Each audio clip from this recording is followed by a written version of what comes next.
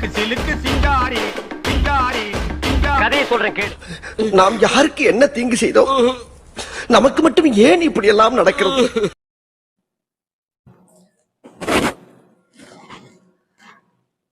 சத்தியமா ரொம்ப வலிக்குதுங்க.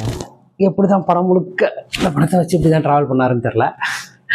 இந்த படம் கண்டுபிடிச்சிருப்பீங்க. நம்ம அல்லு அர்ஜுனோட புஷ்பா 2 இன்னைக்கு ரிலீஸ் ஆயிடுச்சு. ஒரு மிகப்பெரிய ஹைப்பு, வேர்ல்டு வைடில் குளோபல் ரிலீஸ் வந்துட்டு அப்படி இப்படி போயிட்டு இருக்கு. அதிரி புதிரி ரிவ்யூஸு, கலெக்ஷன்லாம் வந்து வேற லெவலுக்கு. ஒரே நாளில் ஃபஸ்ட் டேவே வந்துட்டு 200 கோர்ஸ் விட்டுரும் போல. ஏன்னா டிக்கெட் ரேட்லாம் அந்த அளவுக்கு தெலுங்கானாலாம் ஏற்றி வச்சிருக்காங்க. சிங்கிள் ஸ்க்ரீன் டிக்கெட் ரேட்டு 550 ரூபா. ப்ரிவியூ ஷோக்கெலாம் 5000 வரைக்கும் போயிருக்கு. அன்ஃபார்ச்சுனேட்லி ப்ரிவியூ ஷோவில் வந்து ஒரு தள்ளுமுள்ளி ஏற்பட்டு ஒரு பெண் உட்பட 2 பேர் எதிர்க்கும் பலியாக இருக்காங்க. ஒருத்தரோட உயிர் கவலைக்கிடமாக இருக்குன்றதை பற்றிலாம் யூசர்ஸ் வந்துட்டு. ஆனால் இதை பற்றிலாம் யாருமே பேச தேவையில்லை. ஏன்னா புஷ்பா 2 பிளாக் பஸ்டருங்க. சினிமா அப்படின்ற ரேஞ்சுக்கு இந்த படத்தை பற்றி பேசிட்டு இருக்காருங்க. நம்மளும் ஃபர்ஸ்ட் டே ஃபர்ஸ்ட் ஷோ போனோம், 9 மணிக்கு போனோம். ரிவ்யூ பண்ணுறது வந்துட்டு ஆக்சுவலாக ஆல்மோஸ்ட் 4 கிட்ட ஆயிடுச்சு. ஏன் அப்படின்னா படம் பார்த்துட்டு வெளியே வர 1 மணி ஆயிடுச்சு. அதுக்கப்புறம் வந்து அதுலேருந்து வெளில வந்து தெரிஞ்சு ஒரு நிலைக்கு வந்து ரிவ்யூ பண்ண ஒரு 2 hours எக்ஸ்ட்ரா ஆயிடுச்சு. இது அப்லோட் பண்ண இப்படி இருந்தாலும் ஒரு 3 மணி நேரம் ஆயிடும். ஸோ இந்த படம் எந்த அளவுக்கு வந்து இந்த ஹைப்புக்கு வந்து ஜஸ்டிஃபை பண்ணிச்சா, இல்லை இது வந்து அந்த பாட்டுக்கோ பாட்டுக்கோ சம்மந்தமே இல்லாமல் வேற மாதிரி இருந்தது, எல்லாமே நிறை குறை அத்தனையுமே நம்ம விமர்சிக்க போகிறோம். ஸோ வாங்க ஷோக்குள்ள போகலாம். இது நம்ம ஷோ ரீல் அந்து போச்சு. போதும்டா ஓட்டது, ரீல் அந்து போச்சு. புஷ்பானா ஃப்ளவர் நினைச்சிங்களா? புஷ்பா 2 இந்த படத்தோட ஒன்லைன் என்னன்னு பார்த்தீங்கன்னா புஷ்பா 1ஓட கண்டினியூட்டி, அவ்வளோதான், சிம்பிள். ஆனால் இதில் பெரிய பிரச்சனை என்னன்றதை நான் நெகட்டிவ் இதில் சொல்கிறேன். ஸோ இந்த படத்தில் ஃபஸ்ட்டு எனக்கு பிடிச்ச விஷயம் என்னன்றது முதல்ல சொல்லிடுவோம். ஏன்னா அது ரொம்ப கம்மி. ஸோ அதை முதல்ல நம்ம ஓப்பன் பண்ணிடுவோம். ஸோ பாசிட்டிவ் அப்படின்னு பார்த்தீங்கன்னா அந்த படத்தோட பர்ஃபார்மன்ஸ் வைஸில் எல்லா ஆக்டர்ஸுமே வந்துட்டு ஜஸ்டிஃபை பண்ணியிருக்காங்க அந்த ரோல்னு சொல்லலாம். எக்ஸ்பெஷனல் பர்ஃபார்மன்ஸ்னு பார்த்தீங்கன்னா நம்ம அல்லு அர்ஜுனோடது தான். நான் சொன்ன மாதிரி இப்படியே கையை தூக்கணும், அப்படியே வச்சுருந்துட்டு அவர் மிரட்டுறதும், அந்த துணி, அந்த பாடி லாங்குவேஜ், அந்த ஃபைட்டில் அவர் கொடுத்துருக்கிற அந்த எஃபர்ட்ஸு, சாங்ஸ் அவர் போட்டிருக்கிற எஃபர்ட்ஸு, இது எல்லாமே வந்துட்டு பார்த்தீங்கன்னா ஒரு ஆக்டராக அவரோட வேலையை சிறப்பாக செஞ்சுருக்காரு. அதுக்கடுத்து வந்து பார்த்தீங்க அப்படின்னா ஃபகத் போன இதில் வந்துட்டு ஆக்சுவலாக வந்துட்டு ஒரு சாடிஸ்ட் போலீஸ் தான். அவரோட ஈகோ டச் பண்ணி ஒரு சாடிஸ்ட் போலீஸ் ஆஃபீஸர் எப்படி இருப்பாரோ அந்த கேரக்டர் அப்படியே பிரதிபலிச்சார். பட் இந்த படத்தில் ஏனோ எனக்கு அந்த சாடிஸ்ட் பர்ஃபார்மன்ஸ் தெரியல. ஒரு மாதிரி சாடிஸ்டும் ஒரு பண்ணி மேலே போய் ஒரு பைத்தியக்கார மாதிரி ஒரு அந்த மாதிரி தான் இருந்தது. பட் ஆக்டிங் வைஸ் பக்கத்தையும் குறை சொல்ல முடியாது, டாப்பாக இருந்தது. அதுதான் அவங்க 2 பேரையும் தாண்டி ராஷ்மிகாவும் சரி, மற்ற கேரக்டர்ஸுமே சரி நல்லாவே பண்ணியிருந்தாங்க. ஸோ எனக்கு இதில் கேரக்டர்ஸ் வைஸ் ஓகே, நல்லா இருந்தது. அடுத்து இந்த படத்தோட பேக்ரவுண்ட் ஸ்கோர் வந்துட்டு ஆக்சுவலாக அடிஷ்னல் பேக்ரவுண்ட் ஸ்கோர் சாம்சியஸ். பேக்ரவுண்ட் ஸ்கோரும் வந்துட்டு சில விஷயங்கள் தேவ்ஜி பண்ணியிருக்காரு. ஸோ பேக்ரவுண்ட் ஸ்கோர்னு வரும்போது 2 பேருக்குமே இதில் வந்து ஈக்குவலாகவே நம்ம வந்து கிரெடிட்ஸ் கொடுக்கணும். பயங்கரமாக பண்ணியிருக்காங்கன்னே சொல்லலாம். மேபி அந்த பிஜிஎம் ஒர்க் ஆக அப்படின்னா நிறைய இடங்கள்ல சீன்ஸ் வந்துட்டு ரொம்ப மொக்கையாக இருந்திருக்கும். ஸோ அதுவுமே எனக்கு பிடிச்சிருந்தது. சினிமாட்டோகிராஃபி, ஆர்ட் ஒர்க்ஸ் இதெல்லாம் வேறு லெவல் தரமாக இருந்ததுன்னே சொல்லலாம். ஸோ எனக்கு இதில் பிடிச்சிருந்ததுன்றது வந்து இந்த விஷயங்கள் தான். ஸோ புஷ்பா 2 ஹைப்புக்கு ஏன் இல்லை, ஏன் எனக்கு ஒர்க் ஆகலை அப்படின்னு நான் நினைக்கிறதுக்கான நெகட்டிவ் போர்ஷன். ஃபர்ஸ்ட் திங், 3 மணி நேரம் 21 நிமிஷம். 3 மணி நேரம் 21 நிமிஷம் சொல்கிறதுக்கு இது ஒன்றும் ஹிஸ்டாரிக்கல் மூவியோ பீரியட் மூவியோ இல்லை ஒரு பயோபிக்கோ கிடையாது. First thing. ரெண்டாவது, இது ஒரு பார்ட் 2. பார்ட் 1ல என்ன சொல்லியிருக்கீங்களோ அதோட கண்டினியூட்டிவ்ஸ் தான் பார்ட் 2 சொல்றீங்க. இதுவும் இல்லாமல் பார்ட் 3 வேறு இருக்குது. அப்போ பார்ட் 1 என்ன டைமிங்கில் இருக்குது, பார்ட் 3 வரப்போகுது. எதுக்கு இந்த பார்ட் 2க்கு இவ்வளோ ஒரு 3.5 மணி நேரம்? அவ்வளோத்துக்கும் கண்டென்ட் இருக்கானாலும் கிடையாது, பிளாட்டும் அந்த அளவுக்கு ஸ்ட்ராங்காக இருக்காலும் கிடையாது. ஸோ 3 மணி நேரம் 21 நிமிஷம்ன்றது எனக்கு தெரிஞ்சு ஃபர்ஸ்ட் நெகட்டிவ். 3 மணி நேரம் 21 நிமிஷம் போனதே எனக்கு தெரியலங்க, செம்மையாக இருந்துச்சுங்க அப்படின்னு சொல்கிறது பூராவே புருடா தான்.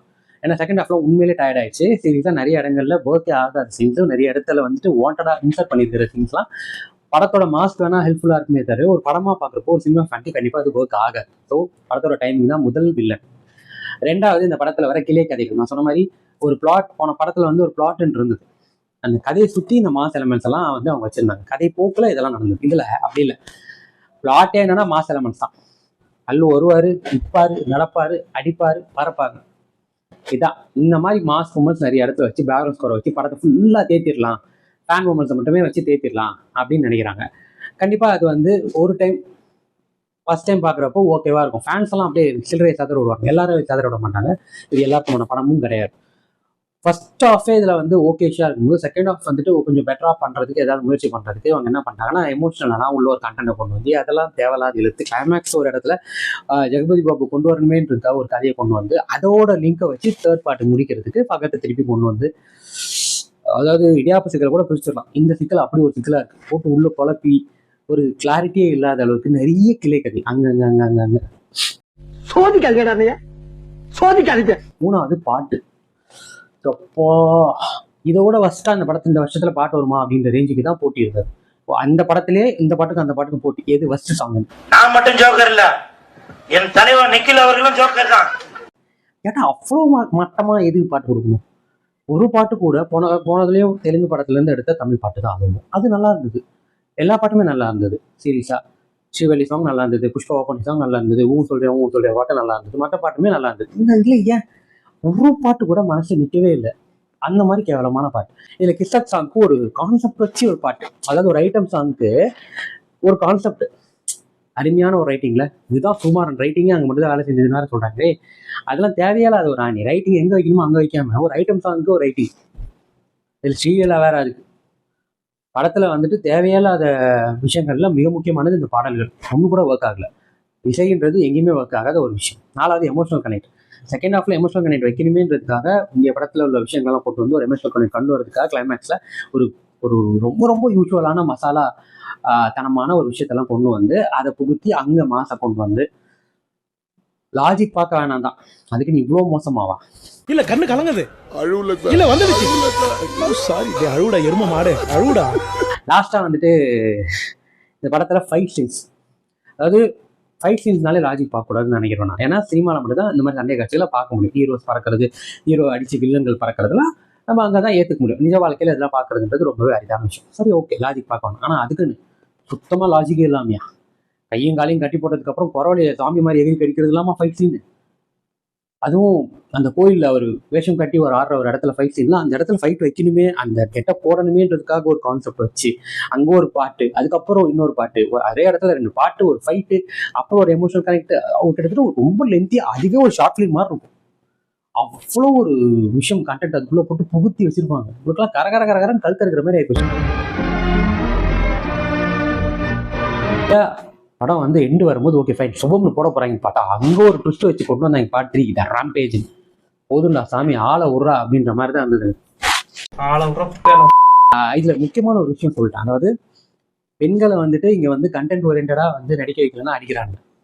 கண்டென்ட் வந்து அவங்க ஸ்ட்ராங்கா இல்லைனாவே நம்ம ஊர்ல அடிக்கிறாங்க. அங்க என்னடா நவுருகா மாதிரி ஏதோ ஒரு சீன் 2 சீனை தவிர மற்ற சீன் எல்லாமே ஹீரோயின் காஜியா சுத்துற மாதிரி காட்டிக்கிட்டு அதுதான் காதல் வேற நம்ப வைக்கிறதுக்கு கண்ட விஷயத்தெல்லாம் பேசி பாடல்கள்லாம் காணவே சகிக்க முடியாத அளவுக்கு மகா மட்டமா எடுத்திருக்கிறதுல தெலுங்கு சினிமாக்கு நிகர் தெலுங்கு சினிமா தான்றதை நிரூபிச்சிருக்காங்க. மறுபடியும் சீரியஸா ஒரு பொம்பளைய கூட புடவை கட்ட விட மாட்டாங்க, இப்போ மொத்தத்தையும் உருவி காட்டிட்டு இருப்பாங்க போல.